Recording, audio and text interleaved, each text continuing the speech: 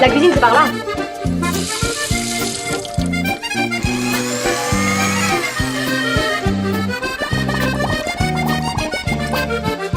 Dans l'arrière-cuisine des sciences. Dans l'arrière-cuisine des sciences, Quentin Rodriguez, Quentin, qu'allez-vous nous préparer aujourd'hui ? Bonjour à tous.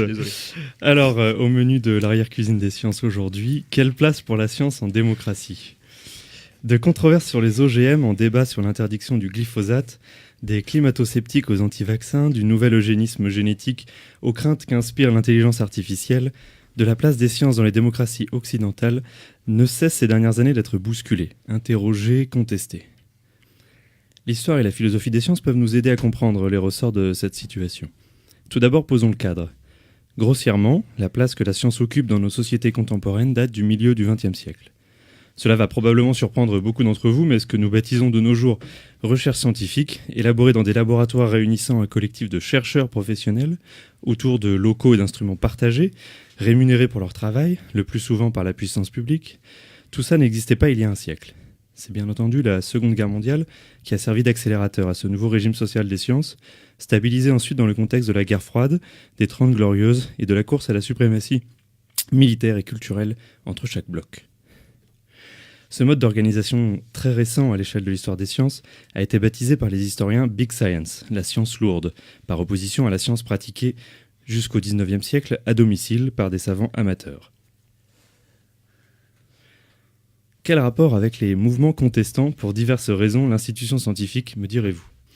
Eh bien, en devenant une institution sociale à part entière, la science est devenue un objet politique. On comprend bien que, confiné à l'obscurité d'un cabinet de curiosité et n'ayant d'autre implication que d'aimables jeux intellectuels entre gens de bonne famille, la science ne provoque de grands conflits sociaux. Il en est tout autre lorsque son importance économique se mesure en points de PIB, en centaines de milliers de chercheurs, et qu'une molécule élaborée dans un laboratoire de recherche peut se retrouver en quelques années distribuée dans chaque pharmacie ou chaque supermarché grâce à la force de frappe de notre mode de production capitaliste. Un domaine très récent en philosophie de la connaissance s'attelle à éclaircir les conditions d'élaboration et de circulation de connaissances dans un tel contexte d'intrication sociale forte. C'est ce qu'on appelle l'épistémologie sociale. L'un des philosophes travaillant dans ce domaine, sur lequel j'ai eu l'occasion de me pencher, s'appelle Philippe Kitcher. Il a publié un livre important en 2001 intitulé « Science, vérité et démocratie ». Tout l'enjeu du travail de Kitcher est de montrer qu'il existe une troisième voie entre les gens qui se sentent agressés par certains développements de la science et les défenseurs aveugles de la liberté de la recherche. Excusez-moi, je reprends mon souffle. Pour les premiers, la science en tant qu'institution sociale est le produit de certains intérêts et ne peut logiquement que servir la main qui la nourrit, comme les élites dirigeantes ou les multinationales pharmacochimiques. Pour les seconds, la recherche de la vérité ne peut souffrir de débat hors de la communauté scientifique, et toute tentative de limiter ou d'orienter cette recherche de l'extérieur ne peut mener qu'à l'obscurantisme. La science n'est pas démocratique, la vérité ne se négocie pas, circuler, il n'y a rien à voir. Kitcher donne des points à chacun des deux camps. Du côté des croyants scientifiques, le danger à éviter est celui du relativisme. À choisir chacun la vérité qu'il rassure, l'idée de vérité se dissout elle-même. L'autonomie de la recherche scientifique est alors vue comme une garantie de son objectivité. Du côté des sceptiques des sciences, l'ennemi est le mythe de la pureté de la science. Pourquoi croyez-vous qu'il existe depuis 40 ans une pilule contraceptive pour les femmes et toujours pas pour les hommes ? Celle-là va plaire à Olivier. Parce que le système hormonal masculin serait plus complexe ? Sûrement pas. Mais probablement parce que les scientifiques et les décideurs dans ce domaine étaient quasi exclusivement des hommes et que la recherche sur la contraception masculine non seulement ne les intéressait pas, mais n'était pas dans leur intérêt, préférant laisser ce fardeau aux femmes. Vous me direz qu'il s'agit de recherche appliquée et que la recherche fondamentale, elle, ne vise aucune application concrète. Mais cette dichotomie ne résiste pas à l'examen. Pas depuis que les travaux de Turing en mathématiques fondamentales ont donné une lointaine impulsion à l'essor de l'ordinateur et de l'intelligence artificielle, ni depuis que l'élucidation du code génétique et de la structure de l'ADN permet aujourd'hui aux parents américains de choisir le sexe, la couleur des cheveux, des yeux, voire de la peau de leurs enfants. Encore moins depuis que les travaux ésotériques sur la structure la plus intime de la matière, lus par 20 personnes dans le monde, ont débouché en moins de 10 ans sur l'arme la plus destructrice jamais inventée. Je parle de la bombe atomique, bien sûr. On pourrait multiplier les exemples. Cet appel à une recherche pure, détachée de toute implication dans le monde réel, menée par des êtres éthérés, est bien évidemment un mythe. Certes, la discussion libre de points de vue opposés est le meilleur moyen de faire progresser nos opinions.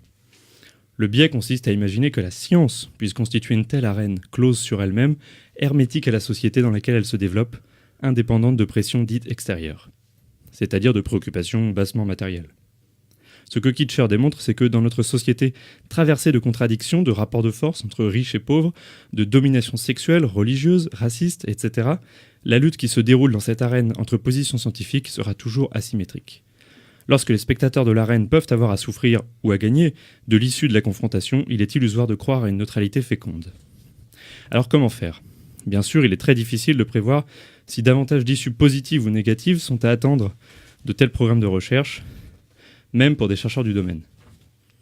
Alors, soumettre la décision de poursuivre ou non ce programme à l'opinion publique semble absurde. Pourtant, il paraît légitime dans une société qui se veut démocratique de mettre en débat la poursuite, sur fonds publics, de telles lignes de recherche en intelligence artificielle, qui pourraient ouvrir à des applications extraordinaires, tout comme mettre au chômage la portion la moins éduquée de la population, ou de tels projets en agronomie, qui pourraient conduire à augmenter les rendements tout en fragilisant l'écosystème, quand d'autres lignes de recherche laissent espérer une voie plus équilibrée. Entre l'élitisme scientifique qui dénie à qui que ce soit le droit de mettre son nez dans ses affaires et une démocratie vulgaire qui confond délibération avec sondage, Philippe Kitcher prône un modèle de science bien ordonnée au service d'une démocratie éclairée.